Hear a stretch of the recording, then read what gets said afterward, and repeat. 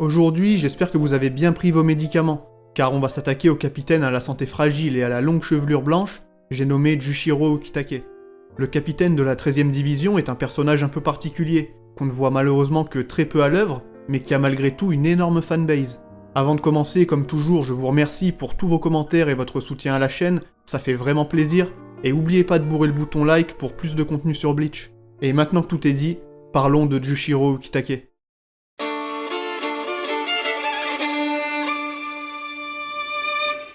Ukitake est un personnage témoignant d'un caractère très humain, sage, gentil et d'une profonde bonté. Comme la plupart des capitaines, il se dévoile au début de l'arc Soul Society, et son design fait instantanément penser à une personne pleine d'intelligence et de sagesse. Ses cheveux sont blancs dus à des problèmes de santé, car il est en effet très malade des poumons depuis son enfance. J'adore d'ailleurs cette phrase de Yamaji, qui pour décrire son ancien élève lui dit « En dépit de ta maladie, ton humanité et ta force morale te valaient le respect de tous ». Je trouve que ça résume parfaitement le personnage, qui dans l'arc Soul Society se démarque grandement des autres capitaines, puisqu'il va à l'encontre des règles. Il est l'un des premiers à se rendre compte que l'exécution de Rukia cache un problème plus gros, et avec son camarade de toujours Kyoraku, ils iront jusqu'à détruire le Sokyoku, ce qui leur vaudra les foudres du capitaine commandant. Ce dernier n'hésitera pas à engager le combat, car selon lui, ceux qu'il considérait comme ses fils l'ont trahi. Déjà à cette époque, on voyait bien les différences de jugement entre l'ancienne et la nouvelle génération. Mais en tout cas, à part révéler son Zanpakuto, ici Ukitake ne fera pas grand chose car le combat est vite écourté. Mais on en apprend pas mal sur son passé en tant que membre de l'Académie Shino, et il est dit que lui et Kyoraku forment un duo d'exception au combat. Ils étaient tous les deux les élèves de Yamaji, et lui vouent naturellement un grand respect. A noter qu'il est aussi l'un des seuls Shinigami à posséder une double lame en Shikai. Et ajoutons un petit fact inutile comme j'aime bien, est-ce que vous saviez que dans le monde de Bleach, Ukitake écrit une série de romans appelée Sogyo no Okotowari, qui est très populaire, mais comme il est malade, il est souvent en pause. Du coup ça m'a fait rire parce que ça m'a fait penser à Yoshihiro Togashi. Est-ce qu'on verra un jour la fin d'Hunter x Hunter? Ça c'est la grande question, j'ai envie de dire. En tout cas, après avoir assisté à la trahison et à la fuite d'Aizen, c'est Ukitake qui remettra le badge de Shinigami remplaçant à Ichigo. Ses apparitions lors de l'arc Soul Society sont selon moi très bien traitées, et on a affaire, comme je l'ai dit, à un Shinigami sage et au cœur pur, qui témoigne d'un profond amour pour les siens, mais qui malheureusement n'est clairement pas au top de sa forme, puisqu'il doit souvent rester alité et subir des traitements médicaux, ce qui forcément est assez handicapant pour un capitaine.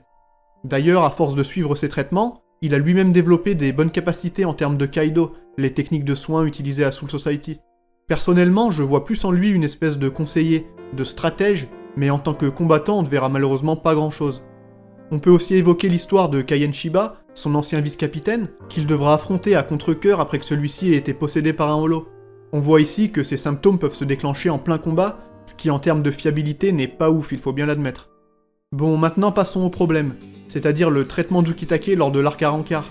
Alors certes, on a des moments sympas, où il nous démontre encore sa sagesse et sa gentillesse, puisqu'il est inquiet pour Isagi par exemple, ou s'intéresse aussi aux relations entre Rukia et le groupe d'Ichigo.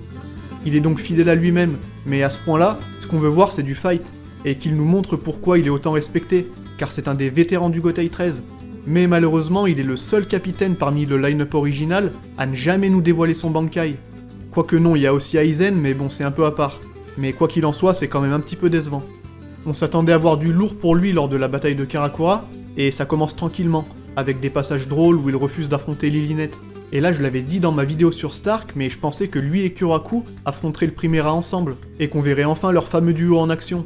On va pouvoir parler ici de Sogyo no Kotowari, son Zanpakuto, qui est très sympa puisqu'il peut renvoyer les attaques adverses en ajustant leur vitesse et leur puissance comme il veut. Sur le papier c'est cool, mais bon honnêtement je pense que c'est pas ouf au final, et dans tous les cas on n'en a pas vu beaucoup. Disons qu'offensivement, si l'ennemi n'attaque pas, ben il a juste 2 sabres en fait. Bref, moi j'étais hypé parce qu'il avait l'air en forme, pas de symptômes à l'horizon, je pensais qu'il allait tout donner. En plus, Stark reconnaît très vite qu'il fait face à un adversaire très talentueux. Mais au final il se fait one-shot par Wonder Wise et je trouve ça vraiment moyen. Parce qu'il faut le dire quand même, lors de la bataille de Karakura, ceux qui ont fait le plus de dégâts en vrai en dehors d'Aizen, c'est pas du tout les Espada, mais c'est Wonder Wise et Aion. Genre ça a été plus efficace que ça. C'est ouf quand même. Wonder Wise, je vous le dis, il fait peur, faut le respecter. Quoi qu'il en soit, ce seul coup la HV, ce qui nous montre à nouveau qu'en fait le combat c'est pas non plus trop ça pour lui. En termes de résistance, en tout cas si tu le compares à un Kenpachi, c'est pas la même. C'est censé être un monstre, et il se fait OS par un Arrancar dont le Sonido est pas réputé pour être particulièrement rapide. Mais bon, soit, à ce moment-là je me disais ok, il le garde pour plus tard, disons que c'est pour le moment l'heure de gloire de Kyoraku. Passons rapidement sur l'arc Fullbring, dans lequel Ukitake est vu comme un ennemi et un traître par Ginjo, qui était, je le rappelle, le tout premier Shinigami remplaçant, et il nous apprend que le badge remis par Ukitake aux remplaçants permet à Soul Society de les surveiller. Mais à ce stade-là, on sait très bien, tout comme Ichigo, qu'Ukitake est tout sauf un traître.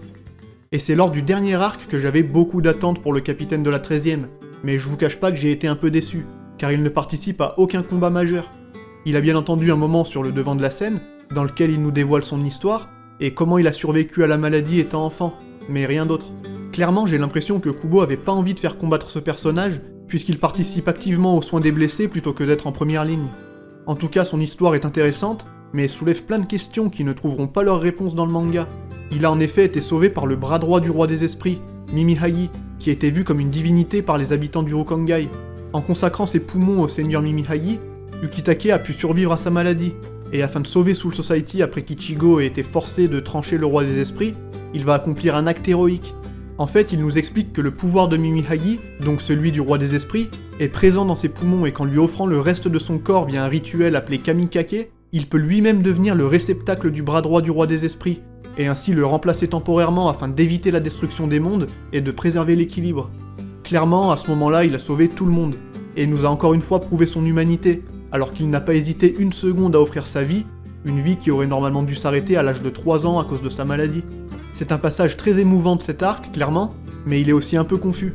La première fois, j'avoue que j'avais pas tout compris, parce qu'à ce moment on n'est que très peu familier avec le concept de roi spirituel, et comme beaucoup de choses se produisent en même temps, ça peut être dur de suivre. Mais tout cela fait au final parfaitement sens, le bras droit du roi des esprits étant la seule partie restante qui n'a pas rejoint les Quincy. Bref, regardez la vidéo sur Aizen si vous voulez en savoir plus sur le roi des esprits, de toute façon on en reparle très bientôt avec les vidéos sur Ken Fear Your Own World. Après ce sacrifice héroïque, Yuwa va absorber tout ce qu'il reste du roi des esprits, causant la mort définitive de Jushiro Ukitake, alors que Kotetsu et Kotsubaki, ses anciens vice-capitaines, sont complètement sous le choc. C'est une fin que je trouve très bonne, une vraie mort triste mais héroïque, à l'instar de celle de Yamaji, mais ce que j'aurais aimé c'est un petit combat avant, je pense qu'il l'aurait mérité.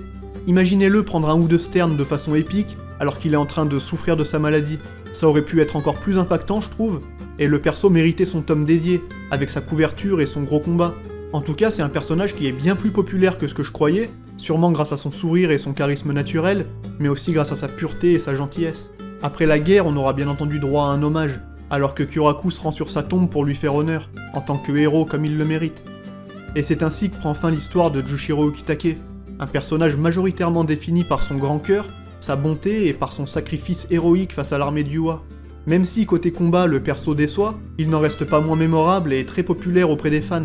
Sa relation fraternelle avec Kyoraku est assez bien dépeinte, et il est aussi un leader respecté de tous, possédant toutes les qualités d'un grand capitaine malgré son état de santé. En tout cas, j'espère que vous aurez apprécié cette vidéo, puisque vous avez été beaucoup à réclamer un épisode sur le capitaine de la 13e division, à qui j'espère avoir rendu hommage. N'hésitez pas comme toujours à me proposer des personnages pour les prochaines vidéos. Je vous spoil un peu, là on va bientôt parler de Zayel et Duryu, et il y aura aussi la review du premier tome de Ken Fear Your Own World qui va aussi arriver, mais ça prend un peu de temps. Il y a beaucoup à dire et je sais pas encore exactement comment structurer cette vidéo, donc si vous avez des suggestions, je les lirai avec plaisir. En tout cas, comme toujours, je vous remercie d'avoir suivi cette vidéo jusqu'au bout. Si elle vous a plu, n'oubliez pas de vous abonner pour soutenir la passion de Bleach, et moi c'est sur ces belles paroles que je vous dis vive Bleach, et à la prochaine tout simplement.